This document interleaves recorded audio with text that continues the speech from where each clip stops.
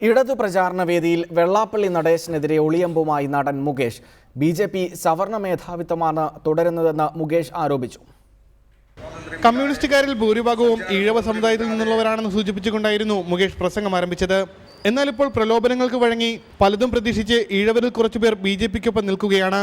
ഈഴവ സമുദായത്തിന്റെ കുറെ ആൾക്കാർ ബി.ജെ.പിയുമായിട്ട് ചേർന്ന് അവർ എന്തൊക്കെയോ ഈഴവ സമുദായത്തിന് വേണ്ടി തരും, അല്ലെങ്കിൽ ഈ അവർണ സമുദായങ്ങൾക്ക് വേണ്ടി ബി.ജെ.പി. തരുന്നുണ്ടെങ്കിൽ ഏറ്റവും നല്ല കാര്യം. പിന്നോക്ക സമുദായത്തോടുള്ള ബി.ജെ.പിയുടെ സ്നേഹം കപടമാണ്. ബി.ജെ.പിയിൽ പോസ്റ്റർ ഒട്ടിക്കാനാണ് ഈഴവരെ ഉപയോഗിക്കുന്നതെന്ന് മുകേഷ് പറഞ്ഞു. എല്ലാ ഹിന്ദുക്കളും ഇല്ലയോ ഈഴവര്, പിന്നെ അതിന് താഴോട്ടുള്ള എത്രയോ ജാതികളുണ്ട്. എല്ലാം ഇപ്പോൾ ഹിന്ദു മുന്നണി അല്ലെങ്കിൽ ഈ ബി.ജെ.പിയുടെ പുറകിൽ അണിനിരന്ന് കാണും എന്ന് പറഞ്ഞപ്പോൾ ഈ മൂന്നാമത്തെ നടൻ പറഞ്ഞു, ഏയ് ഈഴവസൊന്നുമില്ല, ഈഴവസില്ല. ഞാൻ പറഞ്ഞു, അതെന്താ അവരില്ലാത്തത്? അവരൊക്കെ പോസ്റ്റർ ഒട്ടിപ്പ്, അവരെല്ലാം ബി.ജെ.പിയിൽ പോസ്റ്റർ ഒട്ടിക്കാൻ വേണ്ടി നിയോഗിച്ചിരിക്കുകയാണ്.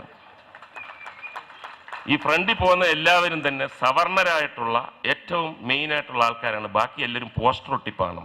എന്തെങ്കിലും വാഗ്ദാനങ്ങൾ തന്നാൽ അവ എഴുതി വാങ്ങണമെന്നും ഇല്ലെങ്കിൽ ബി.ജെ.പിക്കാർ വാക്കുമാറ്റുമെന്നും മുകേഷ് പരിഹസിച്ചു.